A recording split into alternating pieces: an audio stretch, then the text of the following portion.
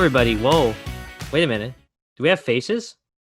Yes, we do. We're trying out something new here. Brand new for the Behind the Net podcast. This is uncharted territory for us.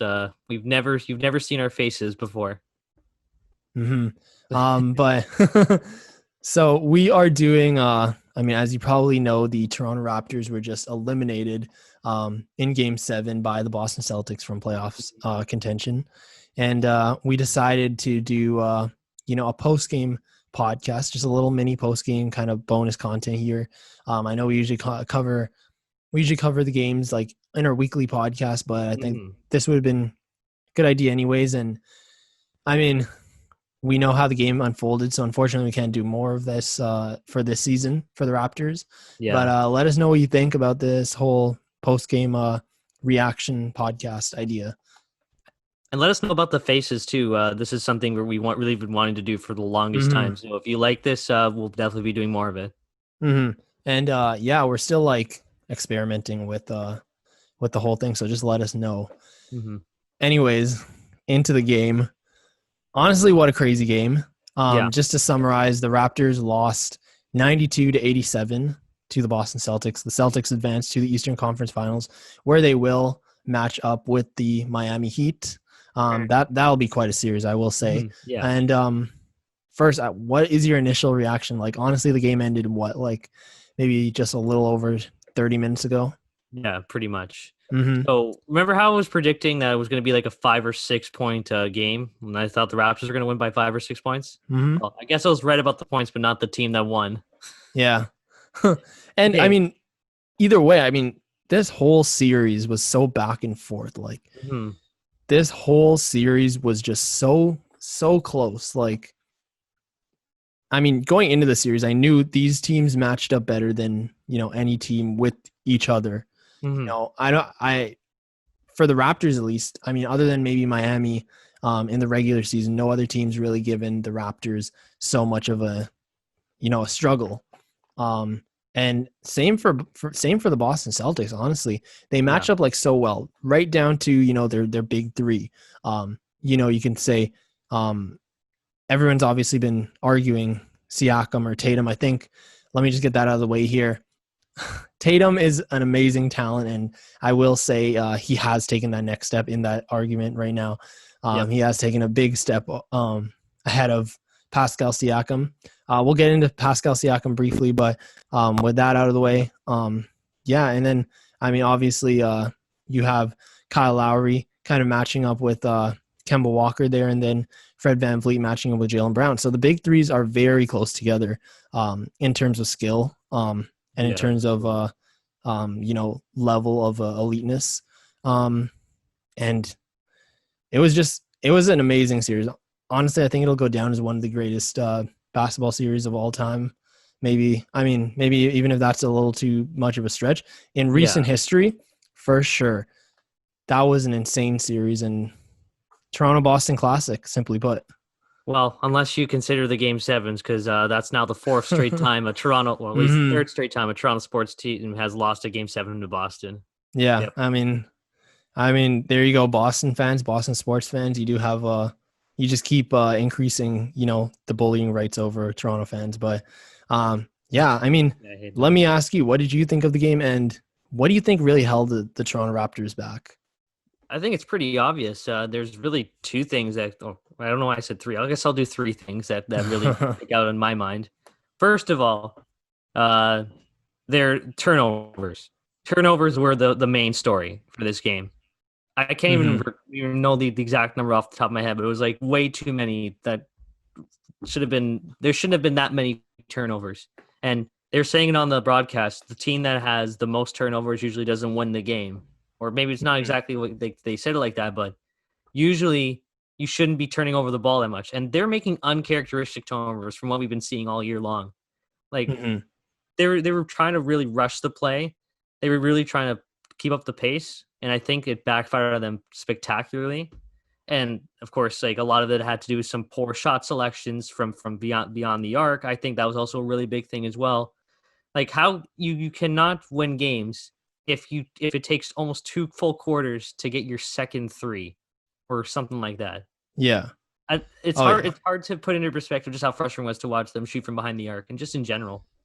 I mean, just their overall 3-point shooting this entire series was just catastrophic. I mean, simply put, they had a lot of good games, and then they had a lot of bad games. And unfortunately, this was one of those bad games, generally speaking. I'm just going to read off some of the 3-point percentages here. I mean, Fred VanVleet was 4 for 9.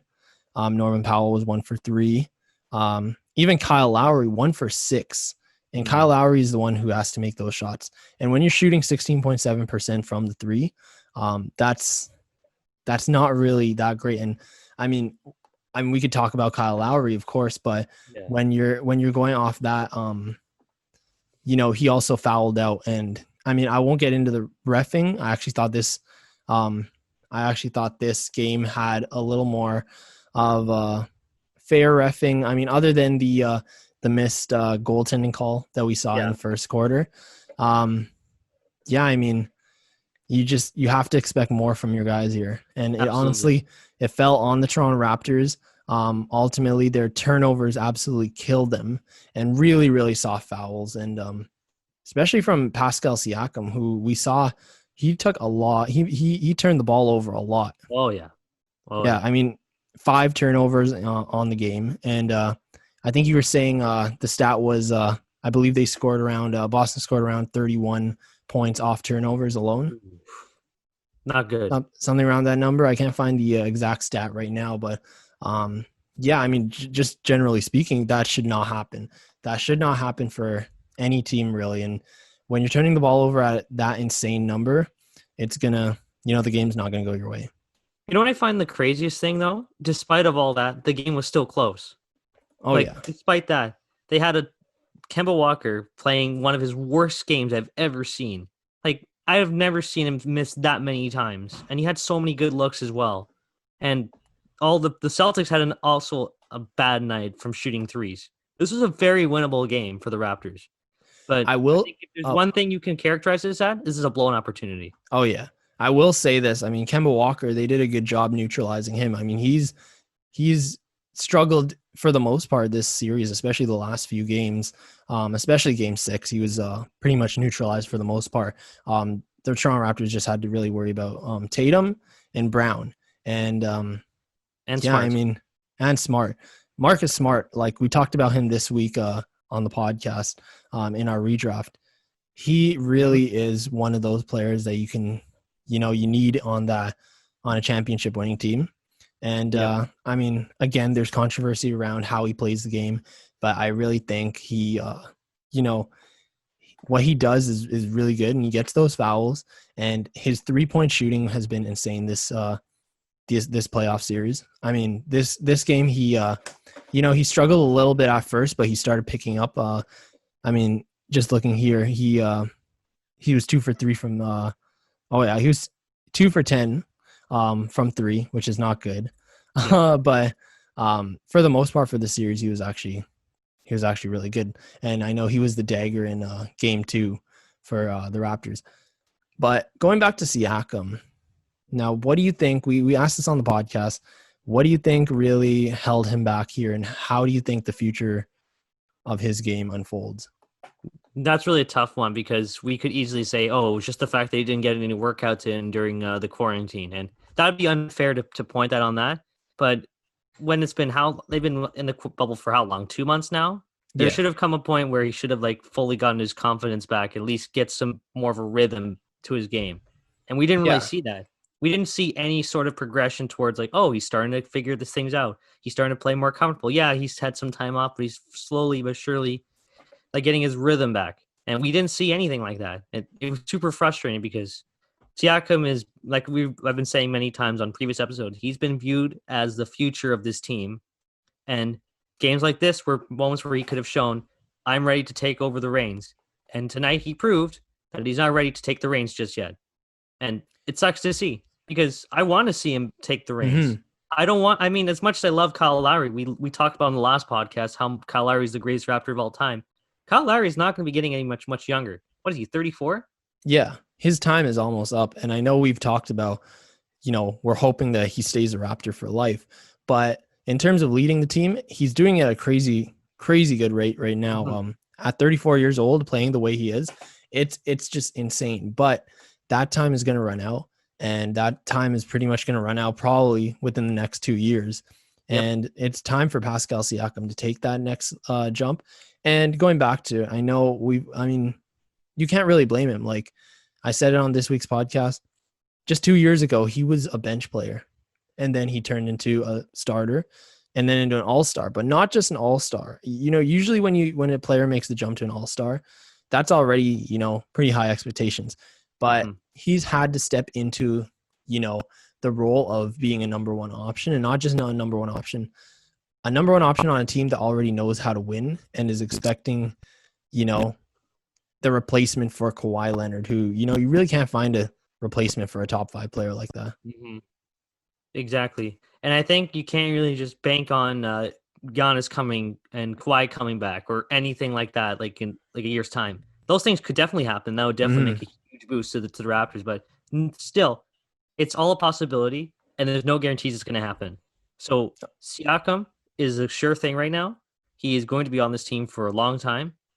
He should have stepped up in this series a lot more. He can't now because it's done. And I mean, good for him during the presser for admitting that he didn't give it he let the team down. And I hope that he finds a gym and a court during the offseason, and it could really give him a confidence boost that he really needs for next season, because if he wants to show that he really is the future of this team, he has to do it next year. Next year will be a big test. Like, how does he respond to such a poor showing in the playoffs? 100%. And like I said, you can't fault him completely on this. His first real playoffs as, the number one option. Of course, it was really hard to watch. And especially because, I mean, you're watching Jason Tatum, who has excelled at a very similar rate. His expectations are higher, though, as, being a top 3 pick. But, he's been able to handle it. And like you said, we can't fully give him the excuse of the fact that he wasn't able to practice and train during the 4 months that they were off. Mm-hmm. But I don't think this is the end. And I don't think Pascal Siakam really deserves that kind of slander, because I do think next season he will pick it up. I've heard it a lot on the broadcast. He's a guy who,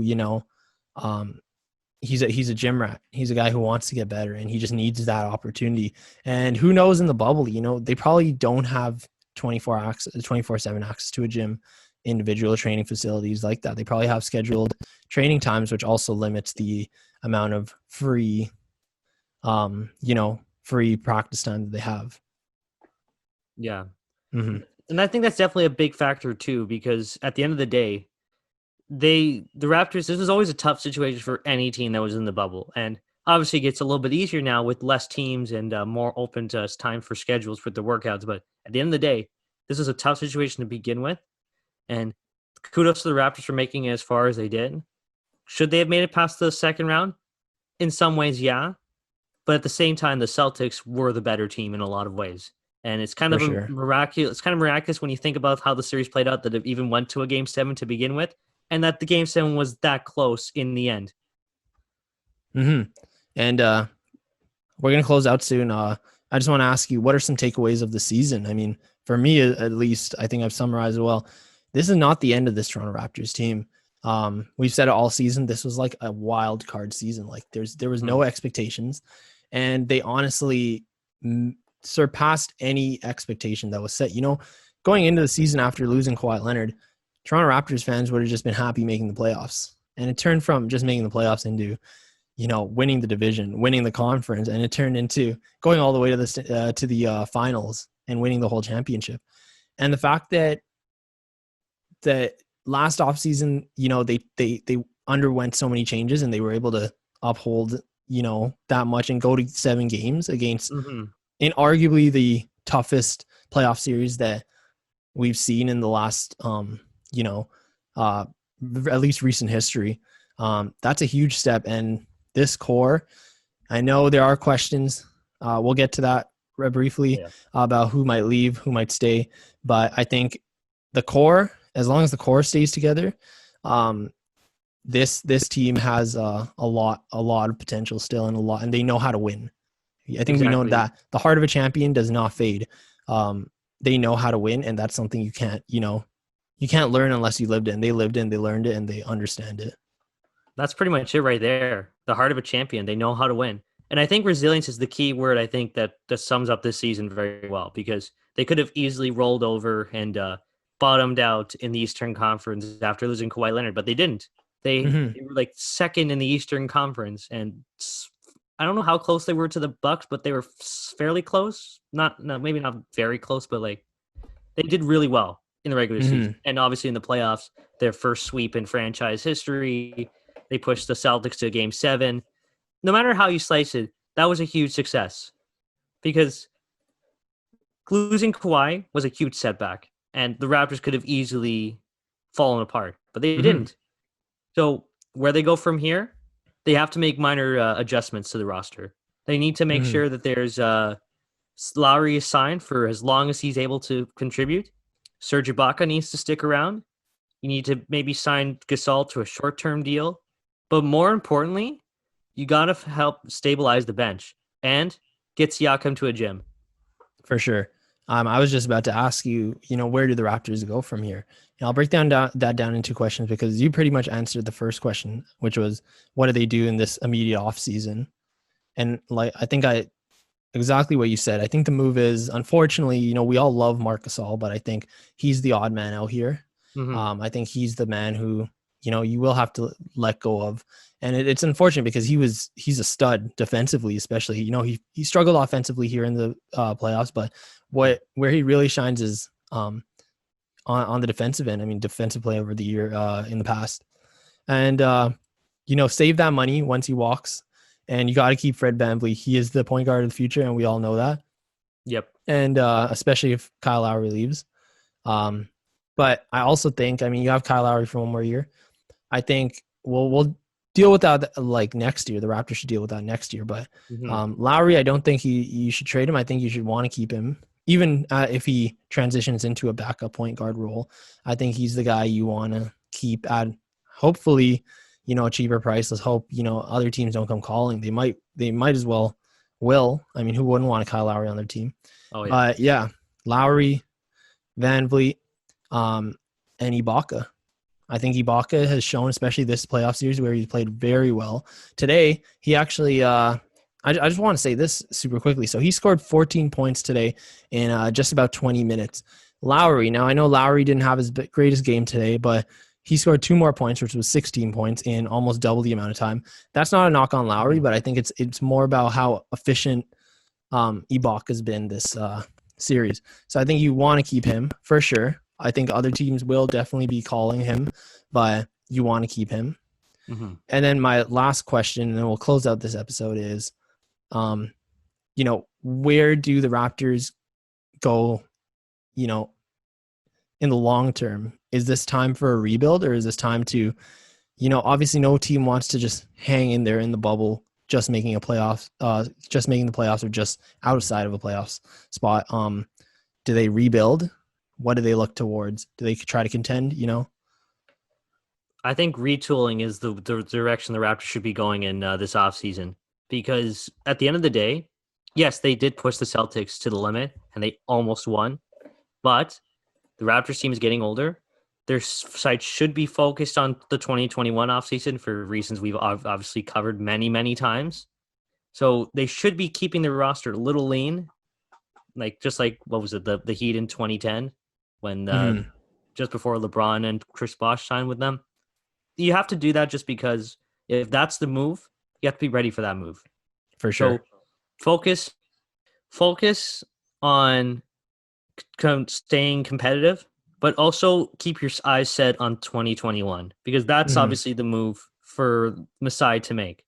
And it comes down to figure out what the team is going to be going forward, who's going to be staying, which veterans are going to go. I'd probably say Gasol. See if you can expand Powell's role a little bit, give Matt Thomas more minutes, and really just go from there. This Raptors team's in good hands. They don't need to rebuild. They just need to retool. Yeah, 100%. I'm with you there. I actually think retool, at least until 2021, because it's very likely. I mean, I don't want to get ahead of myself too because we don't know, but the Raptors have seemingly put themselves in a good spot to land Giannis Antetokounmpo. And people might not want to talk about the chances. It's just a chance right now, but it's a very real chance, and it's the type of chance that you bank your rebuild on. And if we've been able to trust in Masai Ujiri for this long, and I have no doubt that he knows what to do here. And it's just one more year. So if you want to retool one more year, show you can compete, hope that you can land Giannis, and if you land him, you're just a contender again. We've seen in this league how easy it is to become a contender when you land a top player. Look at the Los Angeles Lakers. Look at the Los Angeles Clippers as well. Two teams who, especially the Lakers, who were more at the bottom of the barrel, retooled, built off 1 star or 2 stars, and literally shot up in the standings. And the Raptors are right there already. And if they can get Giannis, you never know with Kawhi. I doubt that, but just wait until the 2021 free agency class. See who you can get. See and evaluate your choices then. Exactly. And we'll see. Raptors fans, either way, what an amazing season. We've all season they've been the story of this year, really, 2019-20. Exceeding expectations. It's just been such a fun season. It's been even more fun than the championship season, believe it or not, because they've just proven themselves to be having the heart of a champion and defying odds. And I think everyone loves that story. Absolutely. Couldn't agree more. We would give more time to dissect the Raptors season. We'll save that for the next episode, which is next week. I believe we've got some special things planned for that one. Am I wrong?